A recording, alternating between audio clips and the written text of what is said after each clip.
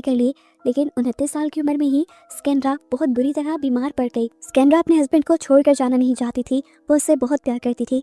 इसीलिए उसने अपने हस्बैंड से कहा कि तुम मुझे एक पेंटिंग में समन कर दो, और ये करने के लिए उसने अपना नेकलेस ही अपने हस्बैंड को दिया। स्कैंड्रा के मरने के बाद स्कैंड्रा के हस्बैंड ने उसके कहे के मुताबिक अपना रिचुअल करके उसकी सोल को उस पेंटिंग में समन कर दिया। जिसके बाद पता चला कि स्कैंड्रा ने उससे ये भी कहा था कि मरने के बाद तुम भी अपने आप को मारकर उसी पेंटिंग में आ जाना, जहां हम दोनों हमेशा एक साथ रहेंगे।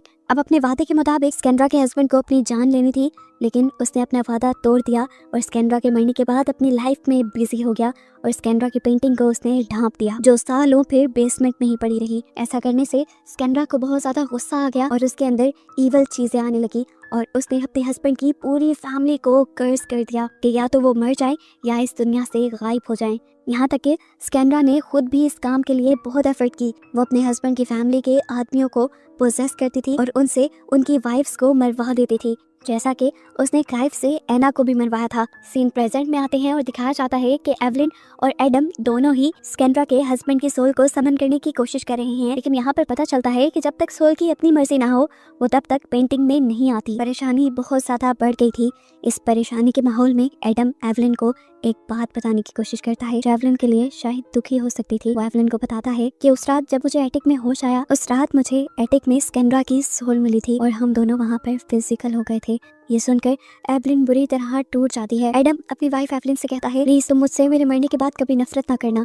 ये कहते ही वो इस कर्ज को तोड़ने के लिए अपनी ही जान दे देता है और अपना लाइटर मरने से पहले रिचुअल वाली जगह पर फेंक देता है ताकि वो स्कैंड्रा के साथ पेंटिंग के अंदर चला जाए। उसके मरते ही अब वो अपने हस्बैंड को पेंटिंग के अंदर समन कर देती है और हमें पेंटिंग में स्कैंड्रा और उसके हस्बैंड को एक साथ दिखाया जाता है। पर अगले ही पल हम देखते हैं कि दोबारा स्कैंड्रा पेंटिंग से गायब हो गई थी, क्योंकि अभी भी उसने एवलिन के बेटे को प्रोसेस किया हुआ था, यानी कर्ज खत्म नहीं हुआ था। अब यहाँ दिखाया जाता है कि स्कैंड्रा एवलिन के बेटे के ही जिस्म से एवलिन की जान लेने की कोशिश करती है। साथ ही साथ स्कैंड्रा एडम के लाइटर को भी उठाने की कोशिश कर रही थी ताकि उसकी सोल पूरी तरह उस पेंटिंग में ना जाए। इससे पहले कि स्कैंड्रा वो लाइटर उठा लेती, यहाँ आकर एडम की बेटी वो लाइटर उठा लेती है, जो असल में अपनी फैमिली का साथ देने के लिए आधे ही रास्ते से वापस आ गई थी। वही लाइटर जलाकर अपने डैड की ही पेंटिंग को जला देती है, जिससे सबसे पहला रिएक्शन तो ये होता है कि उनका भाई नॉर्मल हो जाता है और फिर देखने को मिलता है कि वो पेंटिंग भी वापस नॉर्मल हो गई थी, जिसमें अब उसके डैड और स्कैंड्रा दोनों थे। ये लोग अब उस पेंटिंग को उठाकर स्कैंड्रा के ही घर में बेसमेंट में रखाते हैं और यहाँ हमें दिखाया जाता है